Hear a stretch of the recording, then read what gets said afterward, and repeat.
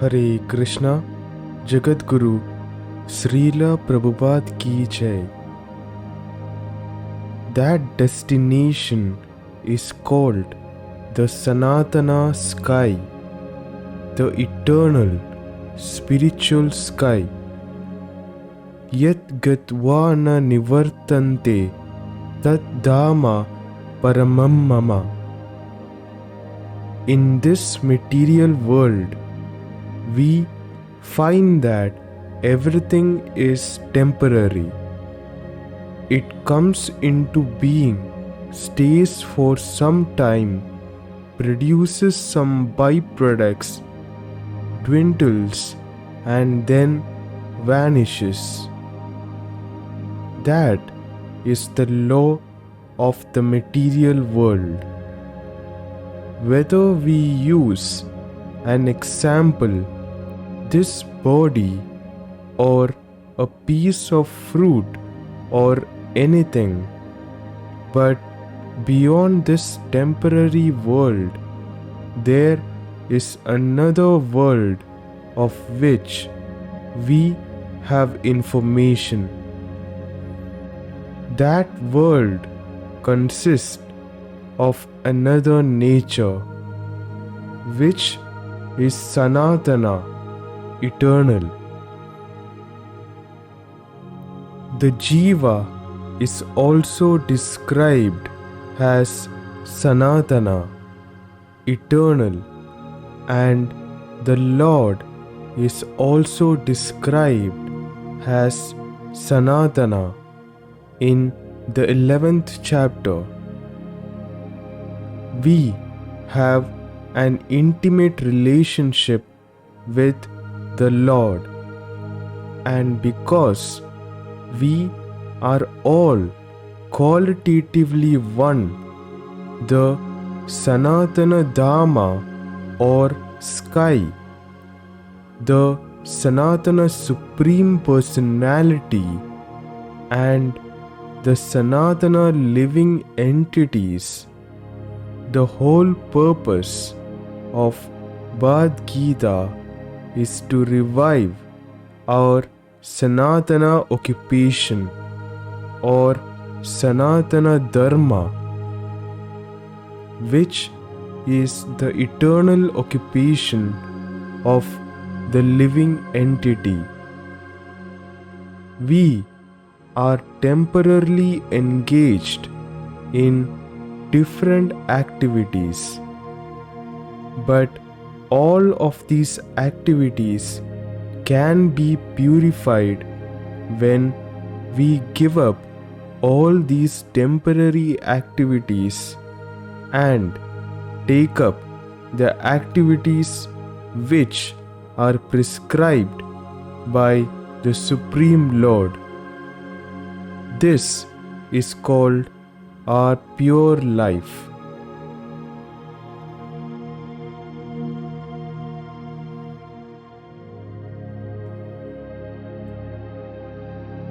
The Supreme Lord and His transcendental abode are both Sanatana, as are the living entities, and the combined association of the Supreme Lord and the living entities in the Sanatana abode is the perfection of human life.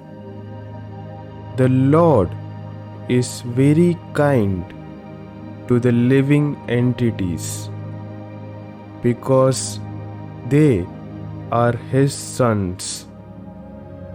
Lord Krishna declares in Bhagavad Gita, Sarva Yonishu Aham Bija Pradapita.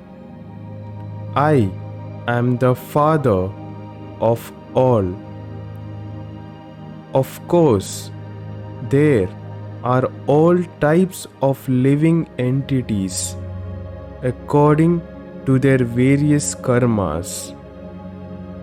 But here the Lord claims that He is the Father of all of them.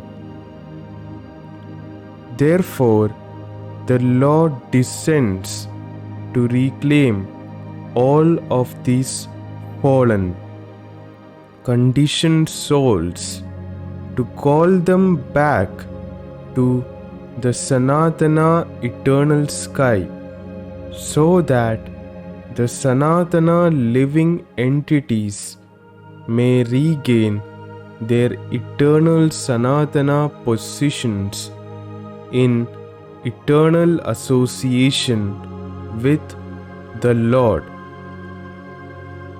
The Lord comes Himself in different incarnations, or He sends His confidential servants as sons or His associates or acharyas to reclaim the conditioned souls.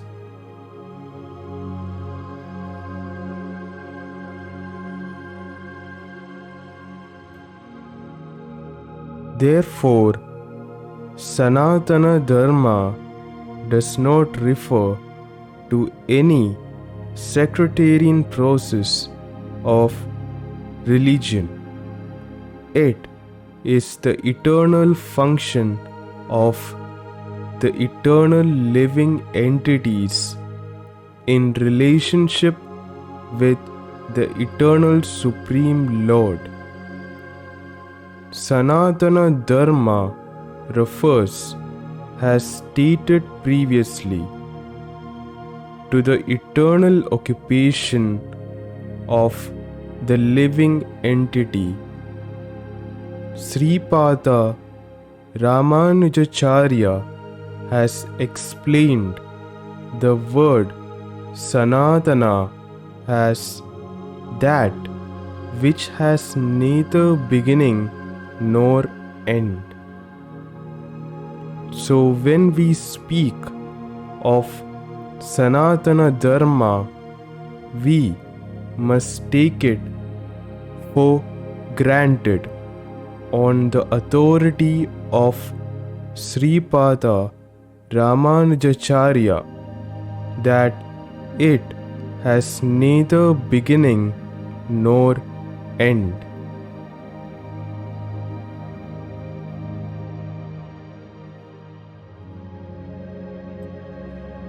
The English word religion is a little different from Sanatana Dharma. Religion conveys the idea of faith, and faith may change.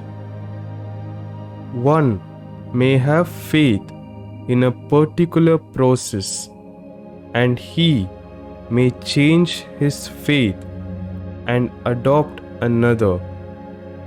But Sanatana Dharma refers to that activity which cannot be changed. For instance, liquidity cannot be taken from water, nor can heat be taken from fire. Similarly, the eternal function of the eternal living entity cannot be taken from the living entity. Sanatana Dharma is eternally integral with the living entity. When we speak of Sanatana Dharma, therefore, we must take it for granted on the authority of Sripada Ramanujacharya that it has neither beginning nor end. That which has neither end nor beginning must not be sectarian, for it cannot be limited by any boundaries. those belonging to some sectarian faith will wrongly consider that Sanatana Dharma is also sectarian. But if we go deeply into the matter and consider it in the light of modern science, it is possible for us to see that Sanatana Dharma is the business of all the people of the world, nay, of all the living entities of the universe. Hare Krishna. We can continue in the next video.